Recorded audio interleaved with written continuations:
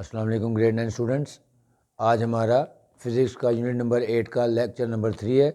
पहले दो लेक्चर में मैंने थर्मल प्रॉपर्टीज़ ऑफ मैटर से रिलेटेड कुछ क्वेश्चंस, कुछ न्यूमेरिकल प्रॉब्लम्स और कुछ इंपॉर्टेंट क्वेश्चंस करवाए थे और सारे उसके बेसिक कॉन्सेप्ट फार्मूलाज के बारे में बताया था। आज उसी सिलसिले का जो तीसरा और आखिरी लेक्चर है, इसमें मैंने कुछ दो इम्पॉर्टेंट एग्जाम्पल्स सेलेक्ट किए हैं और क्वेश्चन नंबर 7 और क्वेश्चन नंबर 9, यानी ये तकरीबन एक ही जैसे क्वेश्चन है, सब में एक ही जैसे फार्मूलाज लग रहे थे, लिहाजा आज हम इनको देखते हैं। Example number 8.6 page number 184। Given data में हम लिखेंगे L0 is equal to 1 metre, क्योंकि बताया है कि एक ब्रास की रॉड है या बार है जिसकी लेंथ दी हुई है, ओरिजिनल लेंथ दी हुई है 1 मीटर, और अगर इस 1 मीटर के ऊपर टेम्परेचर यानी जो ओरिजिनल टेम्परेचर T1 जो है वो 0 डिग्री सेल्सियस पे, क्योंकि टेम्परेचर का जो SI यूनिट है वो केल्विन में होना चाहिए था, सबसे पहले हम टेम्परेचर को कन्वर्ट कर लेंगे। क्वेश्चन में क्या है कि जो लेंथ है इसकी 1 मीटर है, जब इसको हमने 0 डिग्री सेल्सियस पे रखा हुआ था, फिर उसके बाद इसको हीट प्रोवाइड की। जैसे हीट प्रोवाइड की तो इसकी लेंथ जो है वो, यानी जो टेम्परेचर था उसको हमने इंक्रीज़ कर दिया फ्रॉम 0 डिग्री से 30 डिग्री सेल्सियस। तो इसके अंदर जो स्ट्रेचिंग हुई है उसमें से हमें फाइंड करना है कि जी इसकी न्यू लेंथ क्या होगी, यानी what will be the length of a brass rod या बार जो कि 1 मीटर लॉन्ग थी, उसको 0 डिग्री सेल्सियस पे टेम्परेचर पे रखा हुआ था। अगर हम टेम्परेचर को 0 डिग्री की बजाय 30 डिग्री सेल्सियस पे कर दें और linear coefficient of thermal expansion की वैल्यू गिवन हो 1.9 टाइम्स 10⁻⁵ पर केल्विन, तो फाइंड करना है कि इसकी न्यू लेंथ क्या होगी। अब इसमें सिर्फ न्यू लेंथ पूछी, यानी इसका था L की वैल्यू फाइंड करनी है हमने। अगर ये नहीं पूछा कि इसमें जो चेंज आई है वो चेंज इन लेंथ कितनी है, वो नहीं पूछी, यानी सिर्फ न्यू लेंथ निकालनी है, डेल्टा L नहीं फाइंड करना। तो सबसे पहले लिखेंगे गिवन लेंथ हो गई L0 1 मीटर, टेम्परेचर T1 होगा 0 डिग्री सेल्सियस, इसमें 273 ऐड किया तो ये 273 केल्विन बन गया। सिमिलरली जो T2 की वैल्यू है वो है 30 डिग्री सेल्सियस। इसको जब हम 30 डिग्रीज में ऐड करेंगे 273 तो ये हो गया 303 केल्विन। अब हमारे पास टेम्परेचर भी आ गया। लीनियर थर्मल कोफिशिएंट की वैल्यू अल्फा दी हुई है 1.9 टाइम्स 10⁻⁵ पर केल्विन। फाइंड करनी है हमने लेंथ, यानी जो न्यू लेंथ है after providing heat to the bar, के 0 डिग्री से 30 डिग्री सेल्सियस तक जब हमने उसको हीट अप किया तो उसके बाद जो उसकी न्यू लेंथ है वो फाइंड करनी है। तो बहुत आसान है, यूजिंग फार्मूला लिखें L is equal to L0 into 1 plus alpha delta T। अब हमारे पास सारी वैल्यूज़ जो हैं वो गिवन डाटा में आ चुकी हैं। L0 की वैल्यू दी हुई थी 1 मीटर, 1 फार्मूले का है, अल्फ़ा दिया हुआ था 1.9 टाइम्स 10⁻⁵, और डेल्टा T यानी चेंज इन टेम्परेचर। तो यहाँ से हम चेंज इन टेम्परेचर निकाल लेंगे, उसका फार्मूला था T2 माइनस T1, यानी 303 माइनस 273। अब इसको कैलकुलेटर की मदद से सिंप्लीफाई कर लेते हैं। 1 ऐसे ही आ गया, 1 प्लस 1.9 टाइम्स 10⁻⁵, 303 माइनस 273 करेंगे तो आ जाएगा 30। अब इसका कैलकुलेटर से आंसर निकाल लेंगे तो आंसर आ गया 1.00057 meter. Hence the length of the brass bar at 30 degree Celsius would be 1.00057 meter, यानी जो ब्रास है उसकी जो बार दी हुई है जो 0 डिग्री सेल्सियस पे 1 मीटर लेंथ शो कर रही थी, जब हम उसको 30 डिग्री सेल्सियस पे लेके जाएंगे, हीट प्रोवाइड करेंगे और थर्मल लीनियर एक्सपेंशन जो है वो 1.9 टाइम्स मल्टीप्लाई बाय 10⁻⁵ होगा। तो अब जो इसकी न्यू लेंथ बन जाएगी वो 1.0057 मीटर आ जाएगी। अगर यहाँ पे उसने चेंज लेंथ पूछा था तो फिर हम 1.0057 में से 1 को लेस कर देते तो 0.00057 मीटर आ जाती है इसकी चेंज इन लेंथ। अब next example number 8.7 which is more important than the previous one. इसमें फ़र्क क्या है कि थोड़ी सी कॉन्सेप्चुअल है। यहाँ पे हमें लीनियर थर्मल कोफिशिएंट दिया हुआ था, अब यहाँ पे हमने वॉल्यूम फाइंड करना है, लेकिन जो हमें कोफिशिएंट दिया हुआ है वो लीनियर थर्मल एक्सपेंशन यानी अल्फ़ा की वैल्यू दी हुई है, जबकि वॉल्यूम के फार्मूला में हमें बीटा की वैल्यू चाहिए होती है। तो अल्फ़ा और बीटा में एक ख़ास रिलेशनशिप पाया जाता है, यानी beta is equal to 3 times alpha. यानी अगर आपको अल्फ़ा की वैल्यू गिवन हो तो उसको 3 से मल्टीप्लाई करते हैं तो वो बीटा के इक्वल आ जाता है। सिमिलरली अगर आपको बीटा की वैल्यू गिवन और आपने अल्फ़ा निकालना है तो बीटा को आप 3 से डिवाइड कर देंगे तो वो अल्फ़ा की वैल्यू आ जाएगी। यानी इस क्वेश्चन में आपको ये पता लगेगा कि आपको थर्मल लीनियर कोफिशिएंट एक्सपेंशन दिया हुआ है तो आपने उसको पहले बीटा में कन्वर्ट करना है और फिर उसका वॉल्यूम निकालना है।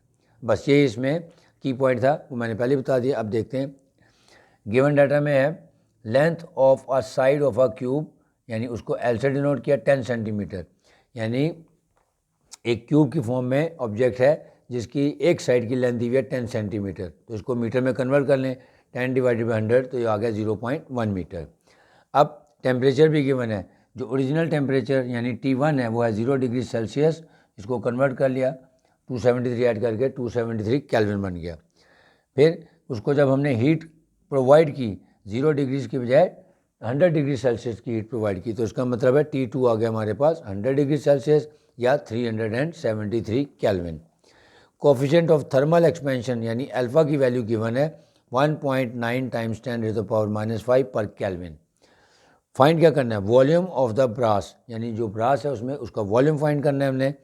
लेकिन हमें बीटा वाला फार्मूला याद है, यानी V naught is equal, sorry ये वाला formula, V is equal to V naught into 1 plus beta into delta T. इसका मतलब हमें अल्फ़ा की वैल्यू दी है, पहले हम बीटा निकाल लेंगे, कैसे, जो भी आपको फार्मूला बताया।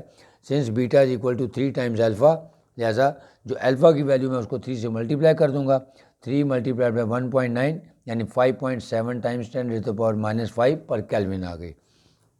अब वी ओ यानी जो ओरिजिनल वॉल्यूम है वो कैसे निकलेगा, क्योंकि हमें लेंथ ऑफ द क्यूब दी हुई है वो है 0.5 मीटर, तो हम उसका क्यूब ले लेंगे, क्योंकि जो क्यूब होता है परफेक्ट क्यूब उसका जो वॉल्यूम निकालने का फार्मूला होता है वो एल क्यूब होता है। तो हम वी नॉट यानी एल क्यूब से उसका वैल्यू निकाल लेते हैं।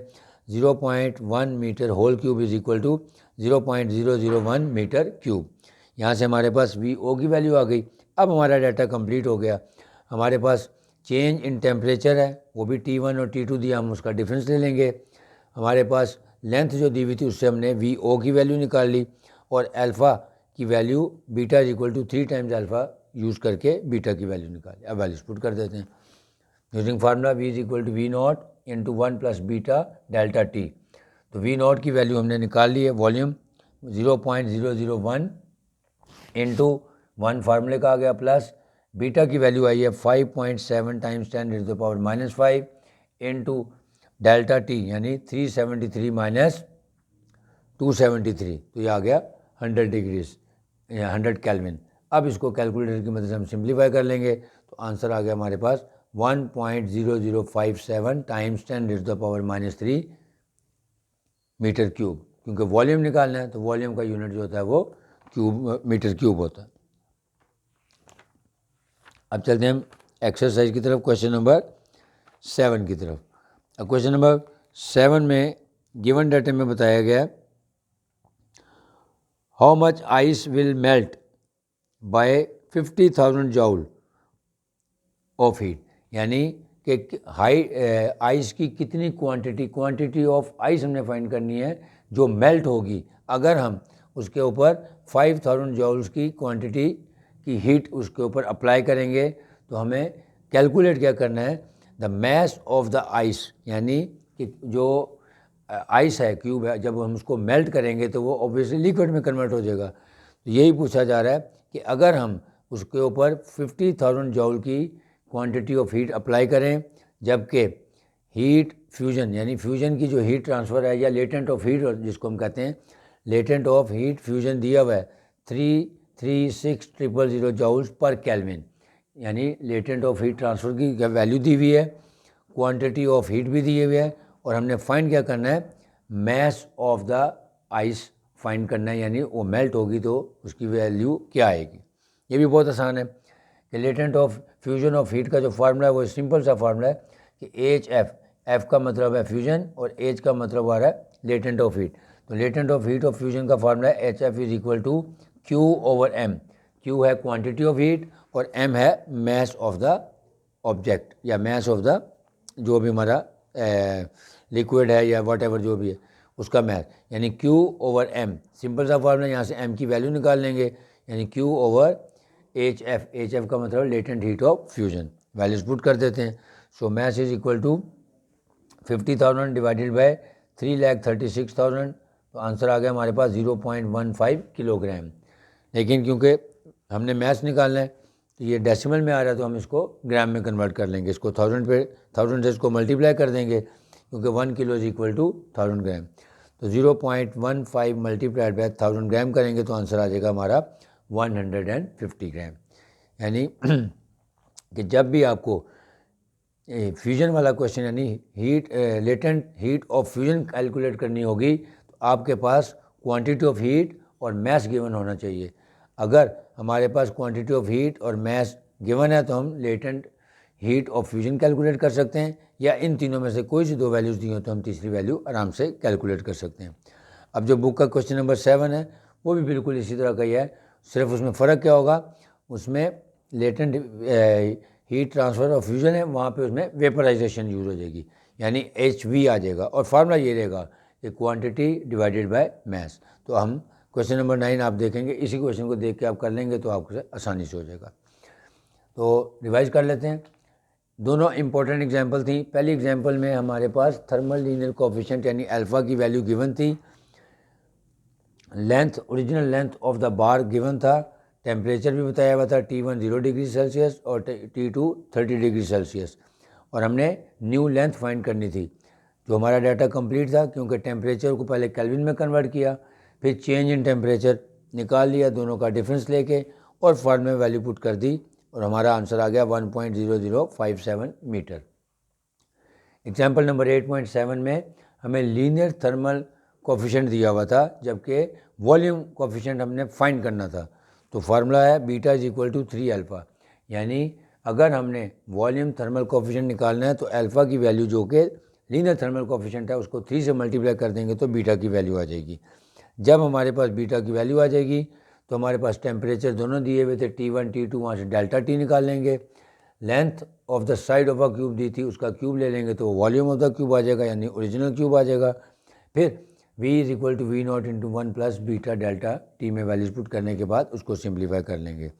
और क्वेश्चन नंबर 7 जो है उसमें क्वांटिटी ऑफ हीट दी हुई है 50,000 जाउल, जबकि लेटेंट हीट ऑफ फ्यूजन दी हुई है 3,36,000 जाउल्स पर केल्विन। फाइंड क्या करना था, हमने मैस फाइंड करना था, तो सिंपल सा formula HF is equal to Q over M, उसमें वैल्यूज पुट कर दें, क्रॉस प्रोडक्ट के जरिए हम उसका मैस निकाल लेंगे। उम्मीद है आप लोगों को समझ आ गया होगा।